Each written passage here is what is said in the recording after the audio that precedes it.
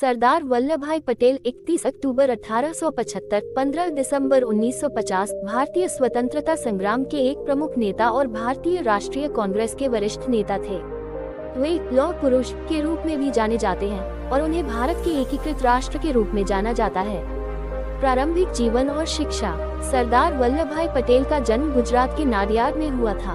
उन्होंने middle temple, London से barrister की डिग्री प्राप्त की। उन्होंने अहमदाबाद में वकालत की। स्वतंत्रता आंदोलन में भूमिका। महात्मा गांधी के विचारों से प्रभावित होकर उन्होंने भारत की स्वतंत्रता के लिए संघर्ष में भाग लिया। उन्होंने किसानों के अधिकारों के लिए भी लड़ाई लड़ी और ब्रिटिश शासन के खिलाफ कई आंदोलनों में भाग लिया। उन्होंने 1920 में गुजरात प्रदेश कांग्रेस कमेटी के अध्यक्ष के रूप में कार्य किया। भारत के एकीकरण में योगदान। उन्होंने भारत को एकीकृत करने में महत्वपूर्ण भूमिका निभाई, खासकर स्वतंत्रता के बाद 562 रियासतों को भारत में मिलाने में। सरदार पटेल ने हैदराबाद और जूनागढ़ जैसे राज्यों को भारत में शामिल करने में महत्वपूर्ण भूमिका निभाई। उनके दृढ़ नेतृत्व और कूटनीति से भारत की एकता को मजबूत किया गया। स्वतंत्र भारत में भूमिका। भारत की आजादी के बाद वे देश के पहले गृहमंत्री और उप प्रधानमंत्री बने।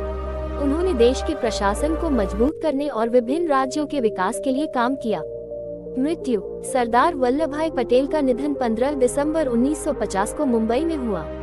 अन्य महत्वपूर्ण बातें। 31 अक्टूबर को भारत में राष्ट्रीय एकता दिवस के रूप में मनाया जाता है।